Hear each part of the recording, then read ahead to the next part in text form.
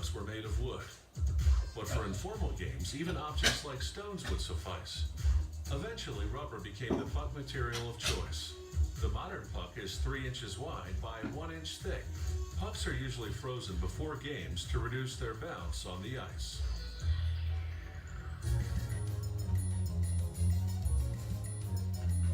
Different ingredients go into making these rubber hockey pucks. The recipe begins with natural rubber. 2 types of oil make the rubber durable.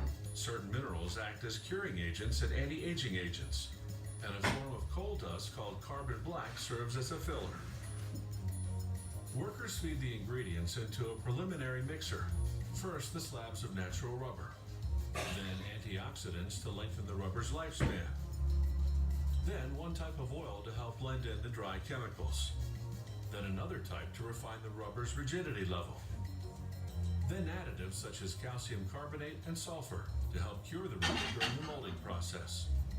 And finally, the carbon black filler.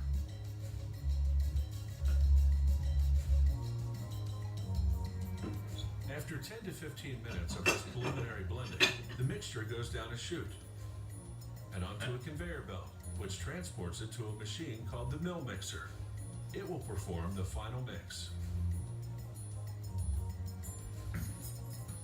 At this point, workers add more natural rubber.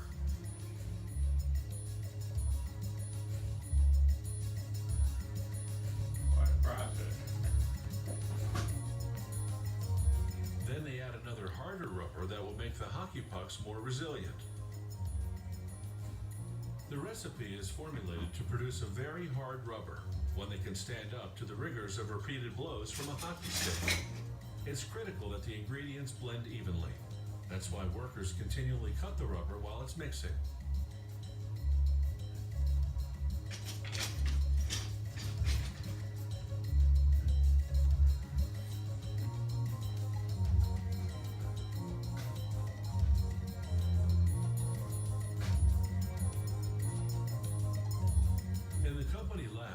Technicians evaluate a sample from each batch. This device is called a rheometer. It analyzes what's called the curing curve, how the rubber hardens and to what degree. A computer compares the curing curve to the quality model. If they match, the batch gets the go-ahead. The rubber hasn't yet gone through the curing process, so it's still malleable. An extrusion machine squeezes it through a round die. This produces logs about 40 inches long and 3 inches wide, the exact diameter of the hockey puck.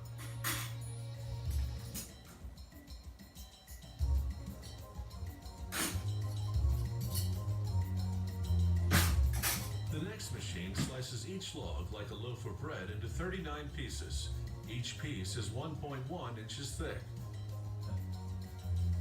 These pieces are called preforms because at this stage, they're not quite fully formed pucks.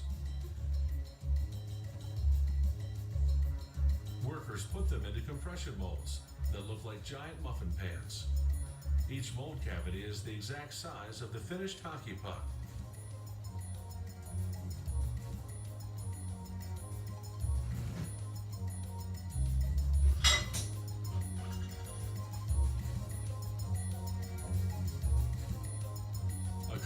On.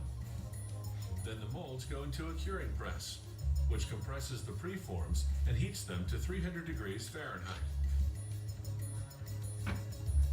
It takes 18 minutes for the rubber to cure. The preforms come out as hockey pucks, rock hard and 1/8 of an inch thinner than before. They cool for 24 hours.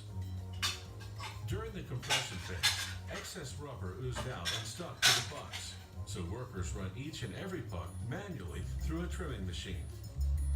There's excess rubber stuck to the molds as well. The factory scrapes it off, grinds it up, and uses it as filler in subsequent batches.